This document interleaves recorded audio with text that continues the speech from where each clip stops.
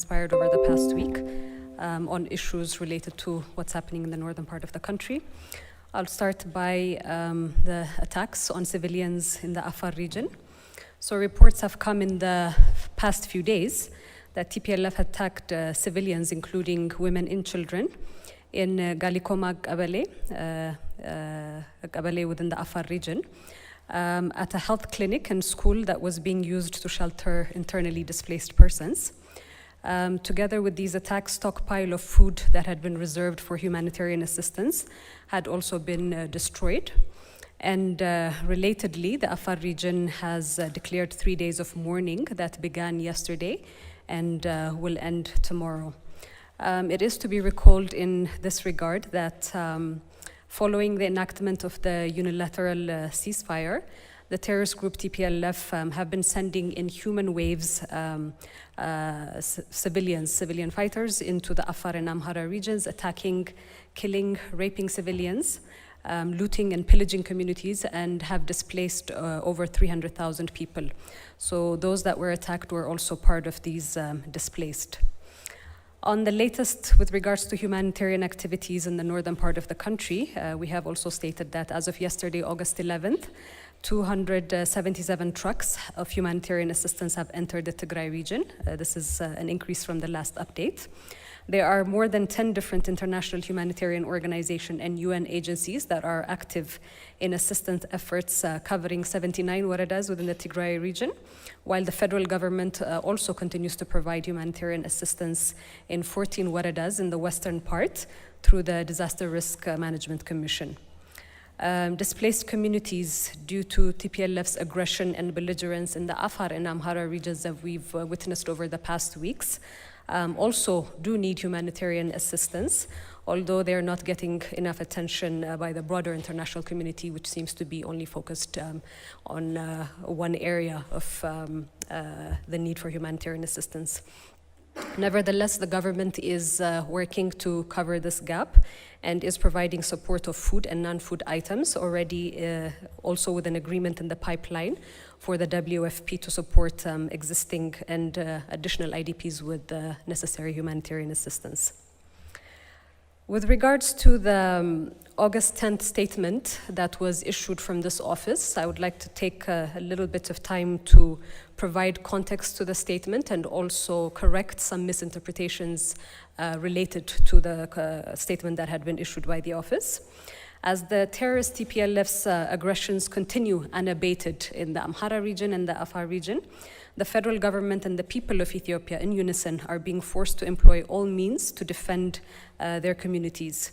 So in this light, the August 10th statement that was issued is a national call to all Ethiopians in the country and abroad, and it pertains to saving a nation from the overt declaration by TPLF to disintegrate the country.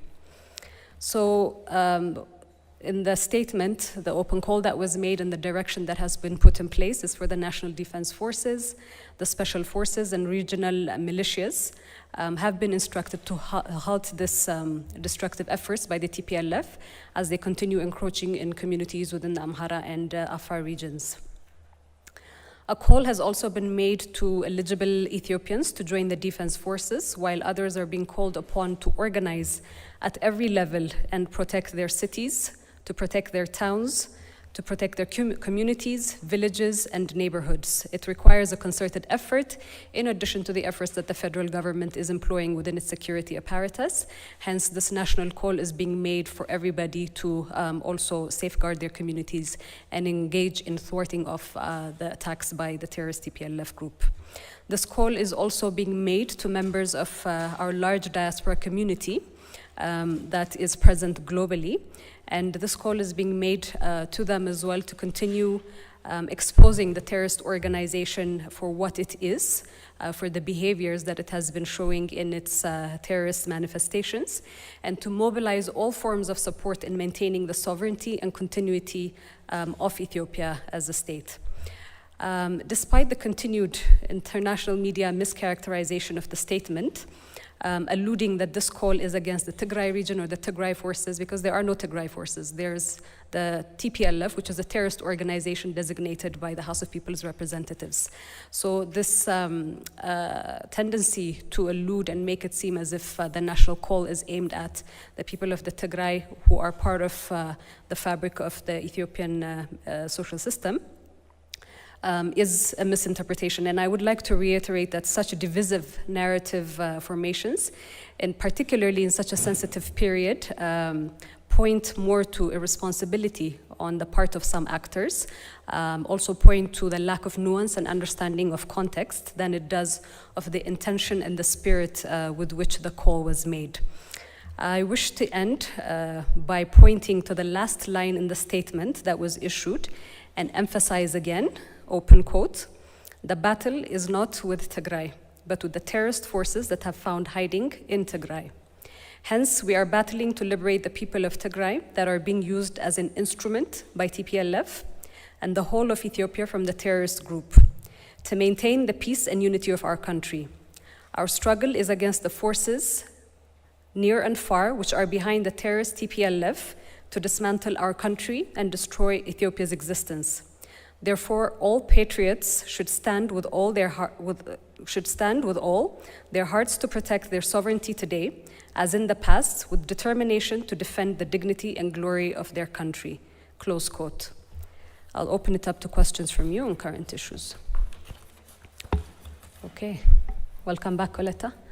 So we start from Coletta, we'll do Skander, Robbie, and Groom on the side.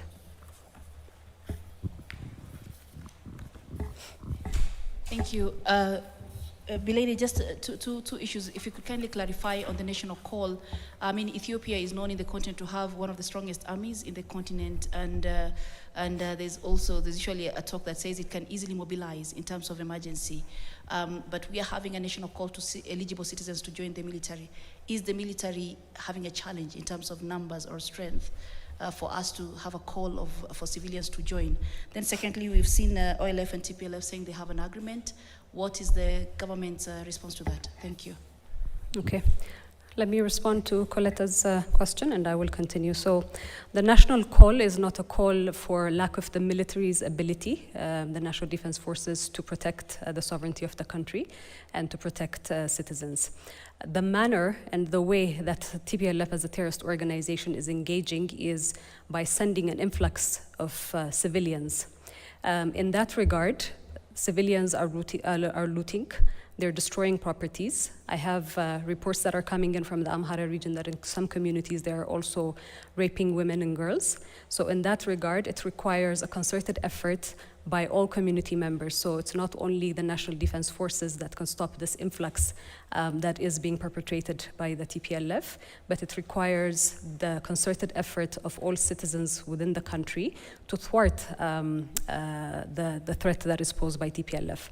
Mind you, they also do have agents that are working in other parts of the country. For this national call is also raising the alarm and raising the need for citizens to understand and be vigilant of their communities throughout the country, through which TPLF operatives might be and have shown that they are also dealing as well. So this has nothing to do with the military's capacity. Nevertheless, the ongoing call for eligible citizens to join the National Defense Forces is also part of the efforts, not only with regards to assuaging the fears or thwarting the threats of TPLF, but because the National Defense Forces are also the first who are called on demand for other emergencies as well. We have shared before that particularly the Northern Command that was stationed in the northern part of the country in Tigray was working with farmers when the desert locust attacks were there. During COVID, any kind of support that was needed, the National Defense Forces was at the forefront supporting the people of Tigray as well. During farming season, the National Defense Forces were there as well. So for any national emergencies, the National Defense Forces are obviously the first go-to entity. So in that regard, onboarding more citizens is part of ensuring that the peace and security and stability is strengthened for the country, regardless of whether these threats are coming from terrorists, foreign aggression, or also natural disasters. With regards to your second question in terms of the alliance between Shani and TPLF, this is not surprising for the federal government, this alliance between two terrorist groups.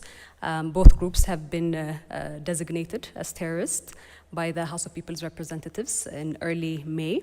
And while the timing of the public declaration needs an examination, the government has been indicating for over 2 years now that the TPLF have been using Shani as errand runners for their destructive mission. So this is not something new that comes to the government or that is surprising. In yesterday's public declaration of this unusual marriage between these two groups, which they have acknowledged publicly, what they have also acknowledged is that they are working in unison, leading towards destructive activities against the stability of the nation, and that terrorism is a general feature of both. So House of People's Representatives, representing millions of Ethiopians, have already declared these two groups as terrorists.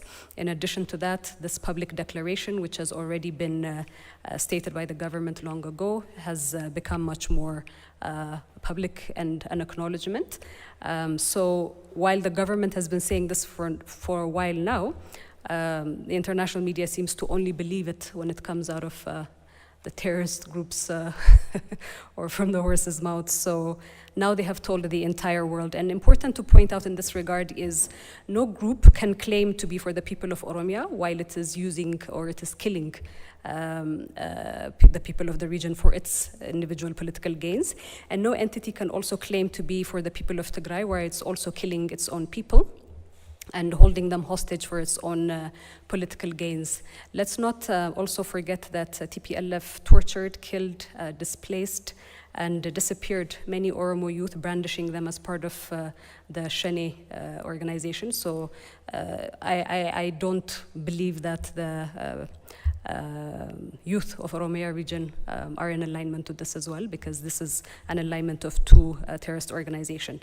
And with regards to Shani's declaration, we have no doubt that the mature voices and the early founders of the Oromo Liberation Front will also denounce this destructive alliance. To the August 10 statement, does the statement mean that the unilateral ceasefire has been lifted? Thank you very much. Okay.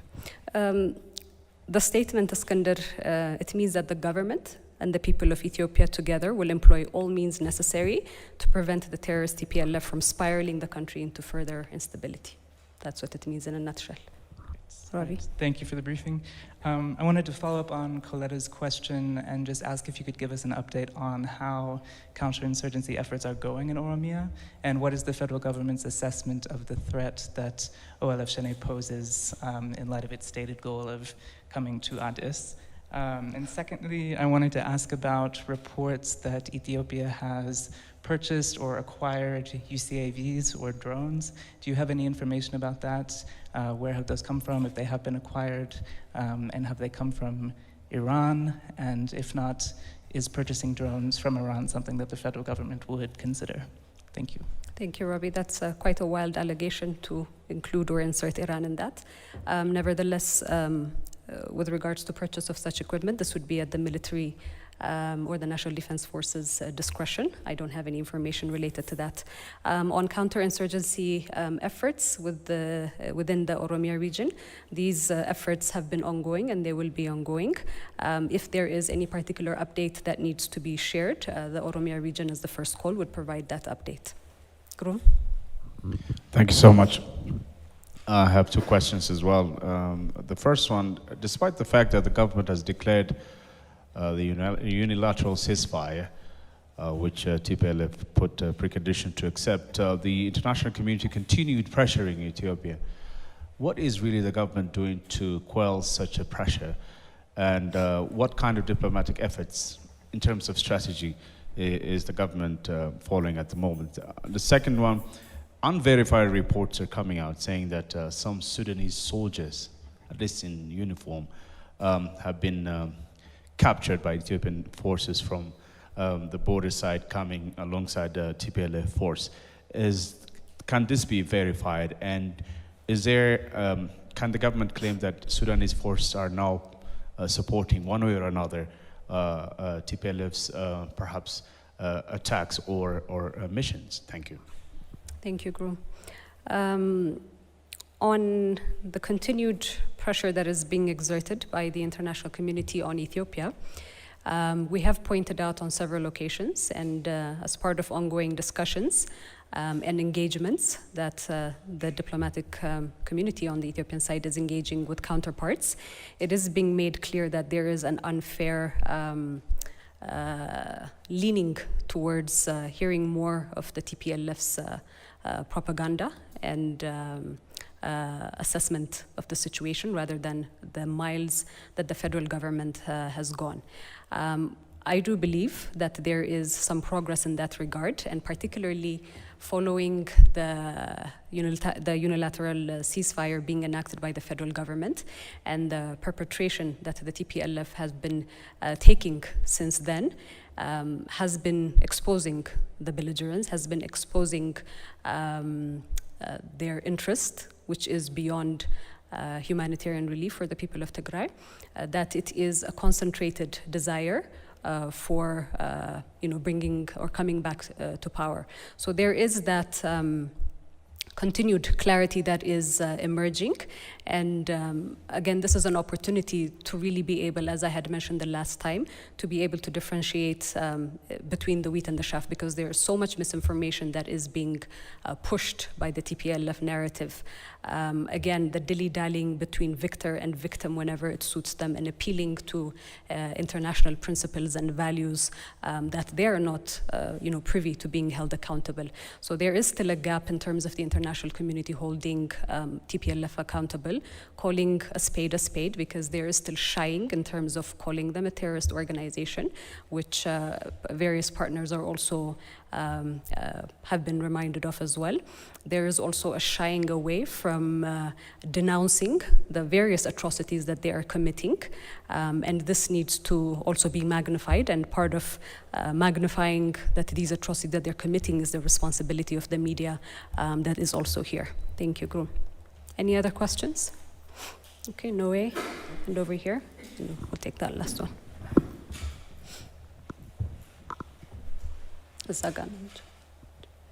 Go ahead. Okay, thank you. I have only one question. My question is regarding the 3 NGOs that were suspended due to violating the rules of the country. Are there any updates regarding the 3 NGOs? If there are maybe talks going on between the government and the NGOs, and does the government have any plan to lift the suspension before the end of the 3 months timeline? Thank you. Okay, thank you. Haftabu? Okay, because you're wearing a mask. I have noted that the Ministry of Peace has had conversations, and in fact, earlier today or yesterday, a civil society forum was also had been convened by the relevant stakeholder from the federal side to talk about some of these issues. So in that regard, with regards to the lifting of the suspension, this is going to be at the discretion of these organizations, and in due time, they would also make that available. Noe? Okay. Thank you very much. Okay. Okay. My question is related with the latest report by Amnesty International. We know that the government and other entities are conducting investigation into the issue. What is your assessment about this early report of by Amnesty International? Thank you so much. Okay, thank you. The Ministry of Foreign Affairs had issued a lengthy statement on that particular issue after Amnesty International released their report yesterday, so I'm not going to go into the details of it. Nevertheless, I want to take this opportunity to emphasize that the government of Ethiopia condemns sexual violence, has a zero-tolerance policy, and has in previous briefings, and in fact, this briefing has also issued statements with regards to the procedures that had been put in place to hold into account soldiers that had violated the code of conduct. So this has been done about 2 or 3 months ago, and a criminal court had also apprehended and was trying soldiers that had been found responsible for that. So against this backdrop, it was quite interesting that Amnesty International would bring bring this issue up again because it's also under investigation. Particularly the UN Office of the High Commissioner for Human Rights and the Ethiopian Human Rights Commission had also embarked some months back in terms of investigating allegations within the region of human rights violations as well as sexual violence. So while this investigation is ongoing, the Amnesty International recommendations, which deviate from a process that has already been started, is questionable. Secondly, the methodology that they have also utilized is quite questionable because these are remote investigations and a very small number, and also relying very heavily on what they consider community workers, quote unquote. So the federal government holds a position that that's a botched methodology, particularly when the UN Office of the Higher Commission is on the ground, had been given access, and is in the middle of these investigations. So the timing of this release is questionable in that regard. Okay, last question from Noé. Thank you for the briefing. There's been a call to join the army by Amhara region, by Addis Ababa, and now the federal government. Do we have an idea of how many people actually join? No, this is a national call, not only to join the National Defense Forces, not only to join the Special Forces and the militia, but as I had said, this is a call for all Ethiopians to safeguard their communities. So that means we're looking at in the millions that people are taking this call.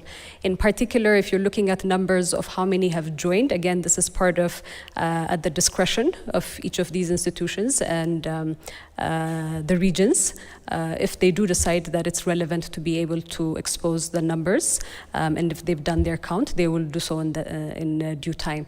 But the general perspective that I want to share with you for that particular question is a national call means everybody is on guard and everybody is ready to thwart off the threats and the terrorist activities that TPLF and its operatives are putting in place for the disintegration of Ethiopia, which will be thwarted by the National Defense Forces as well as the community that is being put together.